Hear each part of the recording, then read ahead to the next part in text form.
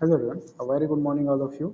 So guys, आज basically जो class में हम लोग डिस्कस किए थे प्लास्टिक, उसके कुछ सोर्सेज के बारे में या एक्टिविटी नंबर जो 7 है उसको फिलअप करेंगे आप लोग। ये जो एक्टिविटीज़ है वो इम्पोर्टेंट है, ठीक है, according to your class and syllabus. देखो, रेडिस है। रेडिस जिसको मूली बोलते हैं वो कौन सा कलर का होता है गाइस? व्हाइट कलर का। मीन्स उसके पास क्या है? ल्यूकोप्लास्ट है। सेम वैसे देखो ग्रीन चिलीज, ग्रीन चिलीज कौन से कलर का होता है गाइस? ग्रीन कलर का। सो इनके पास क्या होता है? क्लोरोप्लास्ट। ओके, तो ऐसे ही आपको जितने भी टर्म्स दिए हैं उन सबको फिल करना है। ओके ओके, नेक्स्ट देखो गाइस, नेक्स्ट जो है vacuoles. What is a vacuoles? What is the mean of vacuoles? Vacuole पे डिस्कस करते हैं गाइस हम लोग। सो vacuoles in plant cell, there is a one or sometime two big round and oval shaped bodies। आप लोग देखे होंगे कि न्यूक्लियस के जस्ट साइज में एक बड़ा सा ऐसा क्या होता है? प्लांट सेल के पास वैक्यूल्स होता है। Okay, these are the vacuoles। Okay, they have a membrane covering with a jelly like substance inside। in animal cell vacuoles are small in size। Okay, देखो ये जो मेम्ब्रेन, ये जो स्ट्रक्चर होता है, ये एक्चुअल में क्या है? एक मेम्ब्रेन से कवर्ड फॉर्म होता है जिसके अंदर सिर्फ क्या होता है गाइस? जेली भरा रहता है। मतलब जेली लाइक जो सब्सटेंस होते हैं ना, वो उसके अंदर रहता है। ये वैक्यूल जो होता है प्लांट सेल में क्या होता है? बहुत बड़ा रहता है। लेकिन एनिमल सेल में कंपेयर टू प्लांट सेल बहुत ही ज़्यादा क्या होता है? छोटा रहता है। Okay, now guys answer the questions के टाइमिंग में है, तो ये क्वेश्चन आंसर आप लोग करेंगे। नेक्स्ट जो है देखो, जैसे वो शॉर्ट शॉर्ट क्वेश्चन आंसर है। लाइक देखो, फर्स्ट क्या है? What is the outer layer of plant cell called? Plant cell का आउटर लेयर क्या कहलाता है? That is called cell wall. What are the function of Golgi bodies? Golgi body का function क्या है? Store the protein molecules. Okay, next है which plastid is found in red apple? Red apple में कौन सा प्लास्टिड होगा? Chromoplast. Which is known as protein factory? Ribosomes. Okay, which is the power house of the cell and why it is called so? Power house किसको बोलते हैं? Mitochondria, because there are the mitochondria play an important role to cellular respiration and produce ATP.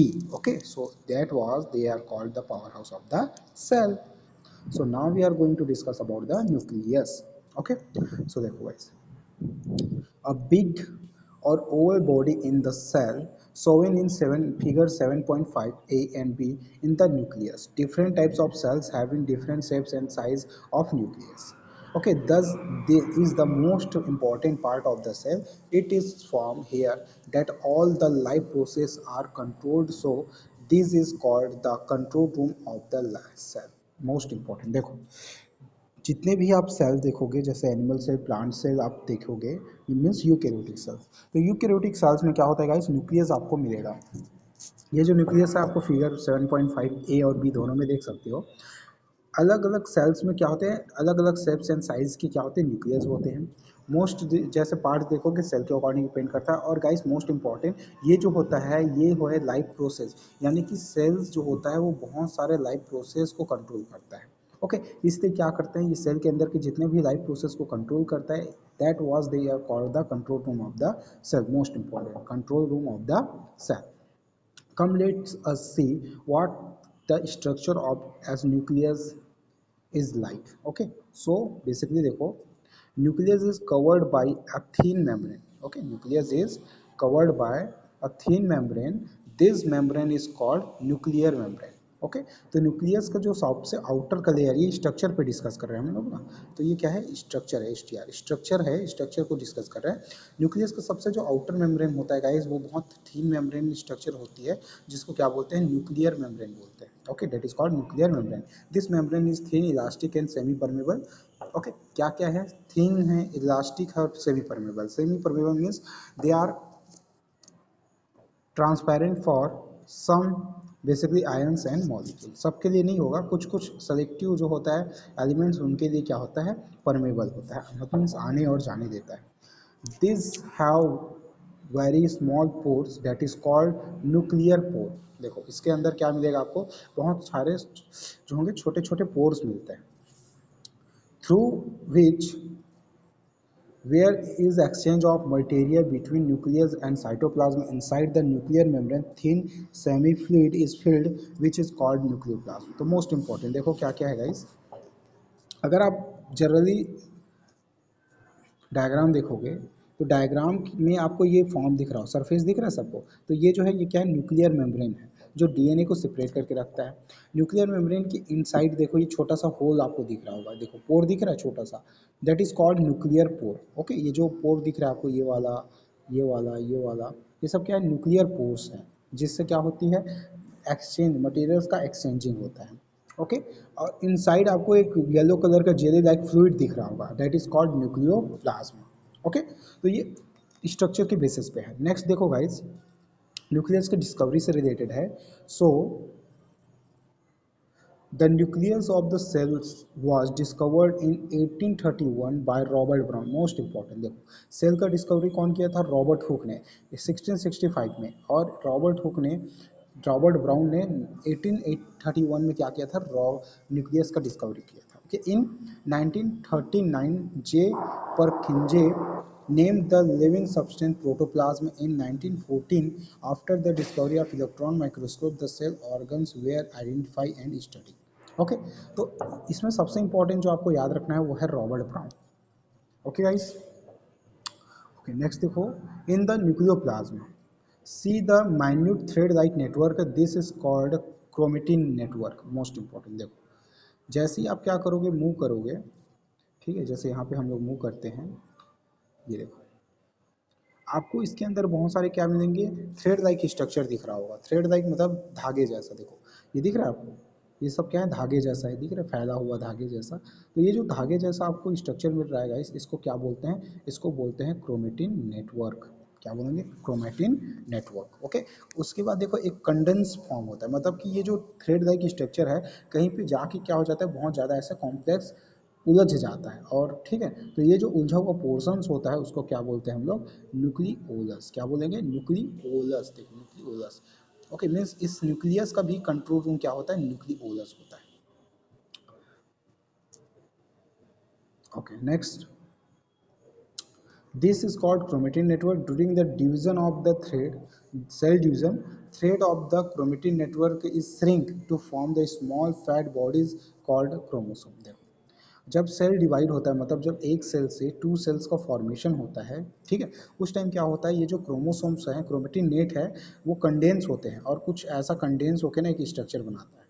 देखो ध्यान से, ये ऐसा condense होता है, ये लाइक दैट, और ये कंडेंस होके ये स्ट्रक्चर बनाता है। तो ये जो स्ट्रक्चर बनता है गाइस, ठीक है, that structure are called chromosome. ये जो एक्स शेप बनता है ना, इसको क्या बोलते हैं, क्रोमोसोम बोलते हैं। Okay, so chromosome are made of protein and DNA। DNA means deoxyribonucleic acid। Okay, तो इंटरनल जो ऐसा थ्रेड लाइक स्ट्रक्चर में आपको बता रहा था, ये बन थ्रेड लाइक जिसको क्रोमेटिन नेट बोलते हैं, वो एक्चुअल में क्या होता है, डीएनए होता है, एंड उसके ऊपर का प्रोटीन का एक लेयर लगता है, देन दोनों मिलकर क्या बनाते हैं गाइस, क्रोमोसोम बनाते हैं।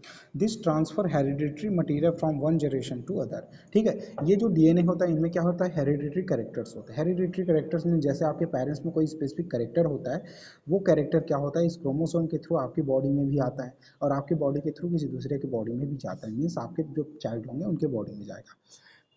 टोटली ये हो गया कि ये जो है जनरेशन टू जनरेशन कैरेक्टर्स को क्या करते हैं, ट्रांसफर करते हैं। जैसे सिक्स फिंगर का मेथड होता है, मैक्सिमम पोर्शन में देखना, सिक्स फिंगर का जो मेथड होता है उनमें वो फादर से ग्रैंड फादर, देखो ग्रैंडफादर से फादर, फादर से फिर सन, सन से फिर अपने ऑफ स्प्रिंग तक चलता है। ठीक है, तो ये जो मेथड्स है ना, ये किसके थ्रू चलता है, इस क्रोमोसोम्स के थ्रू चलता है, इन हेरिडिटरी मटेरियल्स के थ्रू चलता है, जिसको हम लोग क्रोमोसोम या फिर क्रोमेटिन नेटवर्क बोलते हैं। In the nucleoplasm a round और oval shaped body is there which is the nucleus. This help to cell division. Draw the given table 7.2 in your copy and fill it। देखो ये जो structure आपको दिख रहा है ओवल लाइक, इसको क्या बोलते हैं, न्यूक्लियोलस बोलते हैं। ओके, देन यहाँ पे आपको क्या दिया है गाइस, आपको एक टेबल फॉर्म दिया है जिसको आपको फिल करना है। जैसे सेल है, प्लांट सेल और एनिमल सेल में आपको कंपेयर करना है। लाइक देखो सेल वॉल क्या होता है, प्लांट सेल में प्रेजेंट होता है बट एनिमल सेल में एब्सेंट होता है। सेंट्रोसोम्स है, तो सेंट्रोसोम्स आपको पता होगा कि सेंट्रोसोम प्लांट सेल में एब्सेंट होता है लेकिन एनिमल सेल में प्रेजेंट होता है। वैक्यूल्स दोनों में प्रेजेंट होता है। क्लोरोप्लास्ट प्लांट सेल में प्रेजेंट होता है बट एनिमल सेल में एब्सेंट होता है। गॉल्गी बॉडीज दोनों में प्रेजेंट होता है। ओके, तो ये आपको फॉर्म कॉपी में क्या करना है, राइट करना है। नेक्स्ट क्वेश्चन आंसर है, तो वो आप इजीली क्या कर सकते हो, राइट कर सकते हो। ओके, नेक्स्ट मूव करते हैं, नेक्स्ट जो टॉपिक है उस पर, दैट इज बेसिकली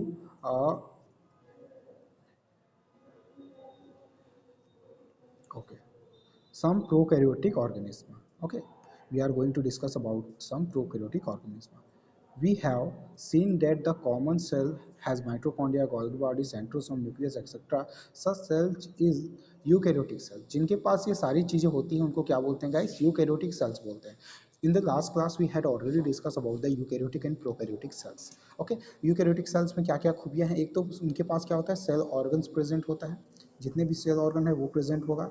सेकेंड क्या होता है? न्यूक्लियस प्रेजेंट होता है, यानी कि न्यूक्लियर मेम्ब्रेन बनता है. ओके, देन बेसिकली इनमें क्या होता है? जो मेम्ब्रेन स्ट्रक्चर है वो फॉर्म होता है. Most of the living organism as a amoeba, okay, as a amoeba, earthworm, okay, frog, cow, rose, humans, etc. have think this kinds of eukaryotic cells. ये जितने भी ऑर्गेनिज्म है ये किससे बने हैं? यूकैरियोटिक सेल से. But there are some microorganisms which can't be seen through naked eyes. In this microorganism is clear cut nucleus is not seen. Okay, देखो ये जो ऑर्गेनिज्म है जो यूकैरियोटिक सेल्स बनाते हैं वो तो हम लोग देख पाते हैं, लेकिन जो प्रोकैरियोटिक सेल्स होते हैं जिनको बोलते हैं माइक्रो ऑर्गेनिज्म, जो नेक्ड आइज के थ्रू खुली आंखों से दिखाई नहीं देता गाइस, इनके लिए हमको क्या चाहिए होता है? माइक्रोस्कोप का हेल्प लेना पड़ता है, माइक्रोस्कोप के थ्रू ही दिखता है ये.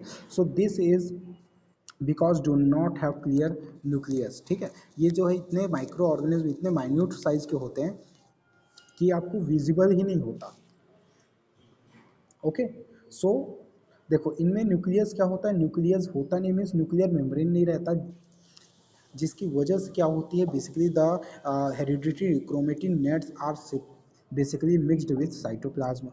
Okay, and nucleoplasm is also mixed with cytoplasm. So this is called protoplasm. Okay, the hereditary material DNA deoxyribonucleic acid lies scattered in the cytoplasm. देखो cytoplasm में क्या हो जाता है? वो बिखरा हुआ मिलता है. Okay, in this cell some main bodies as mitochondria, Golgi body, centrosome, endoplasmic reticulum also absent. ठीक है, ये सब प्रोकैरियोटिक सेल्स में क्या होते हैं गाइस? एब्सेंट होते हैं. These are called prokaryotic cells. Example like bacteria. Okay, example क्या है इसका? बैक्टीरिया है. Okay, and cyanobacteria, blue green algae.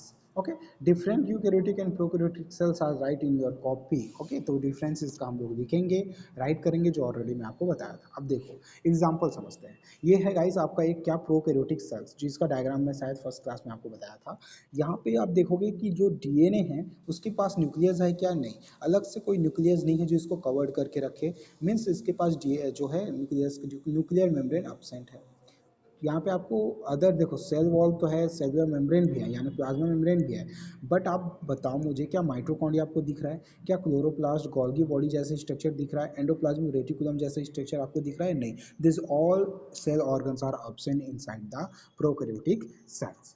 Okay, तो आपको ये पॉइंट्स याद रखने की किसमें क्या होता है. प्रोकैरियोटिक यूकैरियोटिक का डिफरेंस आप इनके बेसिस पे लर्न कर सकते हो. अदरवाइज क्वेश्चन आंसर में ये सारी चीज़ें हम लोग कंप्लीट करेंगे. Okay guys, if you have any doubt so please comment.